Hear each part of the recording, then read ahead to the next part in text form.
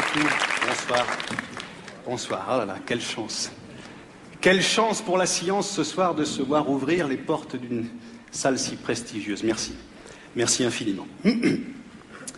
Physique quantique, un bilan mitigé. Alors en effet, la conférence de ce soir va tenter de formuler une synthèse définitive de l'héritage que nous a laissé cette bien ambitieuse théorie quantique. A-t-elle réellement réussi à déchiffrer l'infiniment petit? Nous a-t-elle donné les clés de l'énigme atomique? Physique quantique, révolution ou mascarade?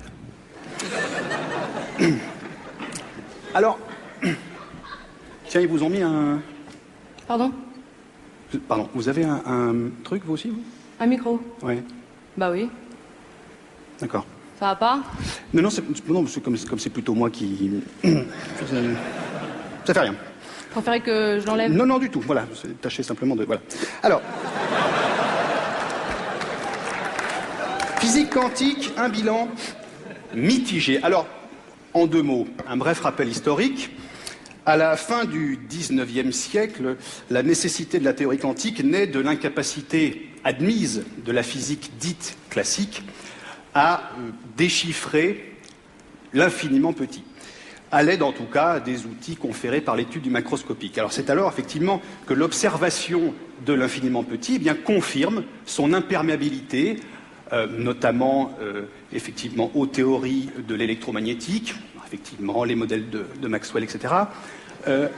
Et c'est alors que Planck, pour la première fois, émet l'hypothèse de la discontinuité des échanges d'énergie, d'émission et d'absorption et de leur caractère proportionnel aux fréquences des énergies. Alors, vous avez ici la formulation DE égale NHV ou DE, les échanges d'énergie, d'émission et d'absorption, N, un entier, H, le fameux quantum d'action, on y reviendra, et V, la fréquence de la lumière. Voilà, pardon mille fois de revenir sur des notions un petit peu élémentaires. Ça me semblait quand même intéressant de rappeler quelques notions de base, notamment pour la suite de l'exposé, qui est, vous vous en doutez, nettement plus complexe. Alors... Vous voyez, je me l'étais jamais formulé comme ça. Comment? Enfin, je le savais, si vous voulez. Mais là, de le voir écrit, j'ai l'impression de le comprendre différemment. Ah oui, mais c'est bien ce qui me semblait. Ah bah, vous aussi, ça vous le fait. Oui, c'est bien ce qui me semblait, on n'aurait pas dû vous donner de micro. C'est ça. C'est ça. Vous préférez que je parle pas? Voilà, c'est ça, c'est plus simple, parce que j'ai peur qu'après, ça voilà. Donc, pourquoi la physique moderne a-t-elle toujours échoué dans ses tentatives de description du monde atomique? Eh bien, tout simplement parce que cette science n'est pas armée pour s'attaquer au monde atomique, dans lequel les objets, on est bien d'accord, n'ont pas de limite, comme dans notre monde rationnel, mais se définissent en ondes propagées dans l'espace. Mademoiselle, s'il vous plaît, nous avons donc là un œuf. Un œuf, vous pouvez le constater, de par la densité de sa matière, est limité, il a ses limites, il est contenu dans notre espace. L'œuf, la scène, le pupitre, nous-mêmes. Mademoiselle, s'il vous plaît, venez voir. On improvise. Hein. Moi? Oui, venez voir 2 secondes. Voilà, votre prénom, s'il vous plaît. Pardon? Stéphanie. Stéphanie, excusez-moi. Stéphanie est limitée. Dans l'espace. Dans l'espace. Si, dans l'espace, vous êtes limité. Non, mais si, je vous assure, il n'y a pas de bas. Si vous êtes limité, vous ne vous propagez pas.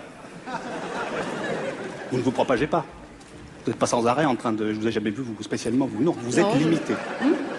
Voilà. Dans l'espace, hein, attention. Et pas dans l'espace? Pas dans l'espace, non. Honnêtement, il n'y a pas de danger. Là, on est... Retournez à votre place, s'il vous plaît. Merci beaucoup. Merci, Virginie. Stéphanie, je l'ai su. Alors, cette physique, qu'est-ce qu'elle nous décrit? Eh bien, elle nous décrit le monde du rationnel, elle nous décrit notre monde de causes et de conséquences. Alors, j'ai eu pendant très longtemps, c'est vrai, une correspondance assidue avec Hubert Reeves, et c'est vrai que c'est vrai qu'entre scientifiques, eh bien, on se tire la bourre un petit peu, on se teste, on se challenge. C'est vrai, j'ai une vision personnelle de l'espace-temps. C'est vrai. Alors au début, Hubert Reeves a un petit peu résisté, et puis il a fini par admettre, parce que tout le monde sait, c'est-à-dire qu'effectivement, il y a un problème dans les notions quantiques. Il me l'a dit dans une lettre que je vous ai mise là, simplement pour vous montrer, mademoiselle. Ah, mais non, c'est pas celle-là. Pardon? Aïe, aïe, aïe, c'est pas celle-là. Mais vous m'avez dit de scanner la lettre d'Hubert Reeves. Oui, mais c'est pas celle-là. Il y en avait une autre. Ah. Ouais. Oui, enfin, les autres, elles n'étaient pas tellement plus... Il y en avait une qui était un petit peu mieux aussi, quand même. Un petit peu mieux.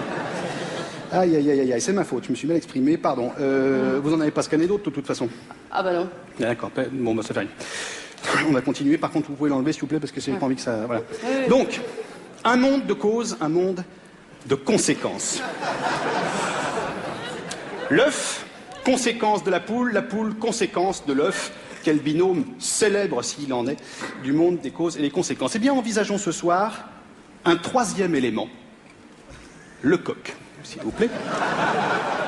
Le coq, à la fois élément capital et secondaire de la relation œuf-poule. Car, secondaire, tout le monde sait pourquoi, primordial, car il faut qu'il féconde l'œuf pour que celui-ci donne naissance à un poussin, etc., et redonner naissance au fil des causes et des conséquences. Et voilà le coq qui représente la question la plus épineuse à laquelle la science a eu à se confronter, une question qui reste encore aujourd'hui sans réponse. Mademoiselle, sur le coq, où se trouve la bite? Alors, on a procédé à un sondage, donc sur 100 physiciens interrogés. Enfin, il n'y en avait pas 100, il y en avait... 83. 83, voilà. Donc pour passer de 100 à 83, nous n'utilisons pas, nous, la règle de 3, la règle civile de 3, parce que, bon, voilà, on utilise une règle un petit peu à nous, qui est la règle de 3 puissance 1 fois 1 sur 3 multiplié par 3. Voilà. On obtient des résultats sensiblement équivalents. Hein. Attention, on est sur quelque chose de très ténu, très ténu. Mais même arrivé de voir des résultats identiques. Voilà. Donc, le résultat de ce sondage sur un coq que je trouve la bite, donc, allez-y mademoiselle, 31%, bah je sais pas, sous les plumes. Alors, un coq étant recouvert à 95% de plumes, la réponse venant d'un scientifique est quand même hautement contestable, vous l'aurez compris. Ensuite, 27% entre les pattes, enfin il me semble. Alors, là on a affaire à une réponse qu'on appellera anthropomorphique, c'est-à-dire dans le doute, le coq doit être à peu près foutu comme nous, ça doit se balader, on ne sait pas, bon... Voilà, c'est une réponse encore hautement merdique de la part de mes confrères. Ensuite, 19%, les coqs n'ont pas de bite, ils ont un cloaque. Ça, ce sont les ornithologues qui ne manquent jamais une occasion de venir faire les cakes avec un terme savant. Voilà. Ensuite, mademoiselle, s'il vous plaît. Eh ben, c'est tout. C'est tout. Oui, mais alors, c'est là qu'on constate que 31, 27 et 19 ne font pas 100. Donc, nous avons planté la règle de 3. Nous avons planté la règle de 3.